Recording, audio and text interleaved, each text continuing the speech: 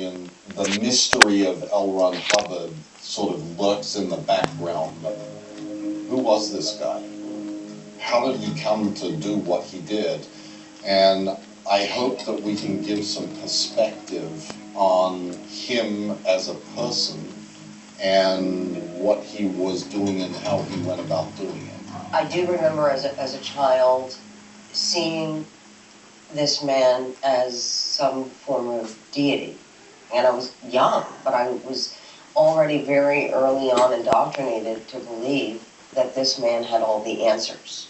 Did you have a similar? Oh, me too. My goal when I was growing up was to join the Sea Organization as soon as I could and go work with L. Ron Hubbard. Right. That was like the ultimate objective that I could attain in life, was to be right with him, working with him to save the planet. You get the idea that here is the source of all the answers to everything. Right, and that's what your parents are teaching you. Absolutely. Your parents are saying, hey, little Mike, little Leah, and to all Scientology children, this man is so important to me and should be very important to you, because that's why we're giving up our lives, because this man is saving mankind. Scientology is totally a workable science. It is only workable. We're interested in what produces results. And if you know certain things and you apply them, and that then increases a man's IQ, increases his ability to handle the world around him, why he naturally then is able to do better, to do more, to make more money, to be more, to be happier in his environment and so forth. He had the ability to convince people that he knew what he was doing, and if you just listen to me, this is where I will take you. He's like the Pied Piper. I will take you here if you just listen to what I'm saying, because I have solved the problems of how to get there. But you have to give it to the man. People flocked to him, dedicated their lives to him. People currently are giving up their lives, their money, their families for this man. Right, and the promises that this man made. In this book, Dianetics, it says that it cures things. Immortality and spiritual freedom and breaking the cycle of life and death, these are all things that are described as this is what Scientology will accomplish for you.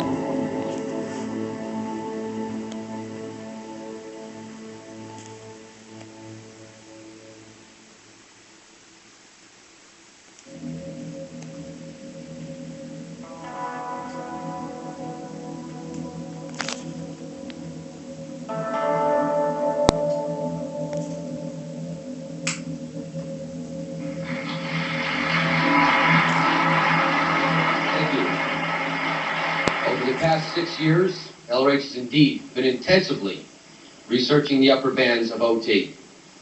Approximately 2 weeks ago, he completed all of his research as he had set out to do.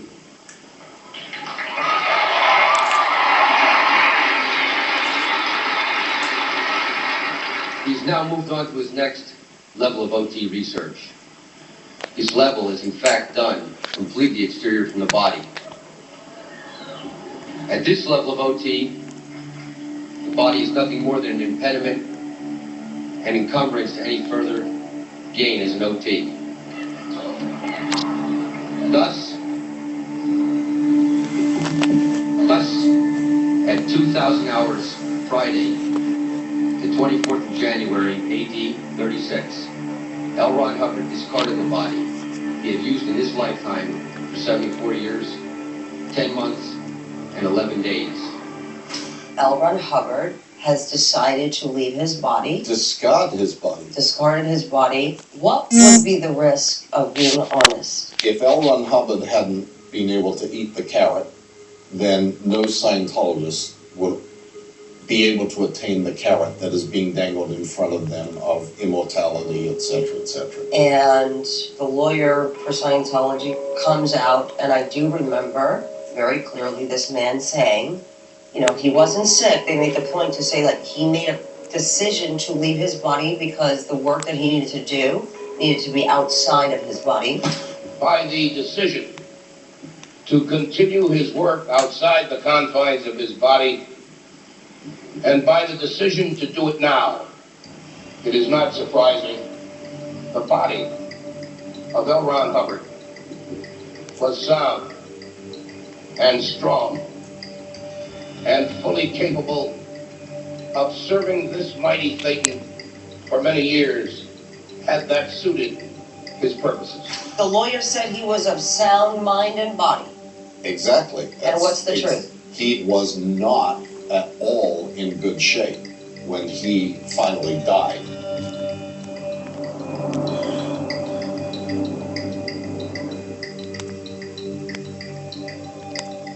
He had pancreatitis and various other ailments and illnesses for some period of time.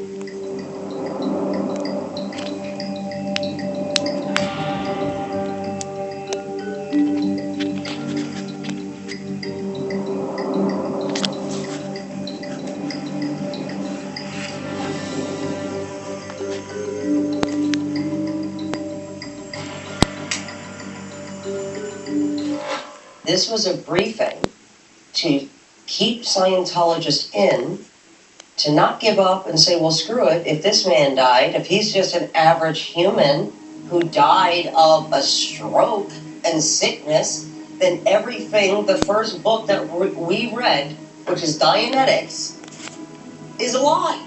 Right. Starting with the fact that he died not having accomplished what he had said so often, I have found the path to achieve this, and this is scientific fact, and it's case histories prove it, etc., etc., is sort of a big overview that sets the stage for how did he get to that. And so you have to look at this man and go through, he was a genius in certain aspects and quite diabolical in another, and we're going to meet Hannah Whitfield, who worked very closely with L. Ron Hubbard and was one of the first Sea Org members in the history of the Sea Org. So we'll be talking to her. And we're also going to be talking to Russell Miller, the biographer who wrote the definitive biography on L. Ron Hubbard and who researched his life beyond what anybody else has ever done. Now, Hannah, how did you come to Scientology? It was a long route through an abusive family, so I was searching. Searching for the answers. I was searching for the answers.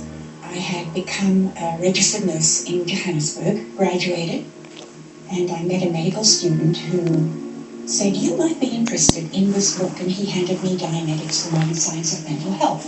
What was fascinating to you about that? When I saw the title, Modern Science of Mental Health, I went, ding, if there is such a thing as a modern science of mental health, I have to find out. Right. I mean, if he took the time to write a book, and do all this research and find out all this about the mind, he must know what he's talking about. Right. When I got Dianetics, walked into the local Hassie, and saw a picture of Hubbard on the wall, that convinced me that Hubbard was the returned Messiah.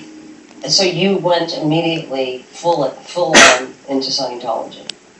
Absolutely. I read the book all the way through, and even though I thought some parts were totally ridiculous, there was so much else in the book that captivated me.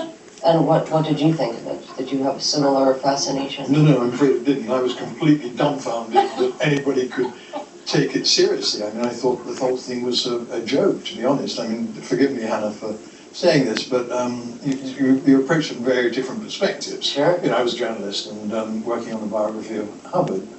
When I was researching the book, I became aware very quickly, actually, that I had to check everything. I couldn't take a single thing at face value. He was incapable of telling the truth about himself. Everything about him was a lie. I take pictures of sunrises. I wish I could take pictures of sunrises for a living. Then I could be a stay-at-home dark mom. And there it is. Everything. What? You can't stay home because of Pebble, not because of us. I want to stay home because I'm socially awkward. Embellishing his life, I couldn't take a single thing at face value. I had to check everything. He said he was a top sergeant in the Marines. He said he was a doctor. He said he was a nuclear physicist. None of it was true. So what was he? Hubbard was an ordinary kid, nice young man. The family grew up in a modest little house in Helena. He claimed he was born on his grandfather's ranch, which covered a quarter of the state of Montana. He wasn't. He didn't. He was a Navy brat, and so he followed his family around. His father was posted from one place to another. And the father was eventually sent to Guam. He said that he had toured the Orient as a young man, learning the secrets of life from wise men and gurus. He didn't. He was on a 10-day tour of China with wives and families from Guam, where his father was stationed. From high school, he graduated from high school, then went to George Washington University. He said he graduated as a nuclear physicist.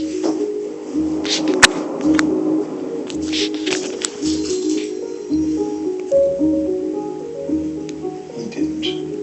He really was a pretty poor student.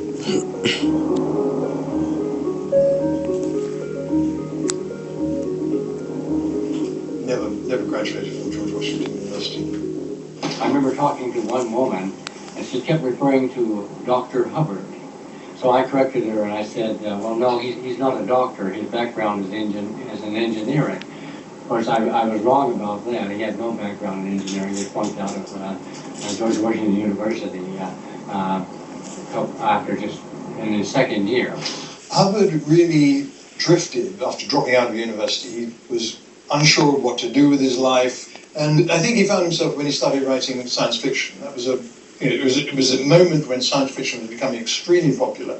He had a great imagination, he had lots of ideas, great flair, these interplanetary galactic wars and all the pre-Star Wars stuff, really. He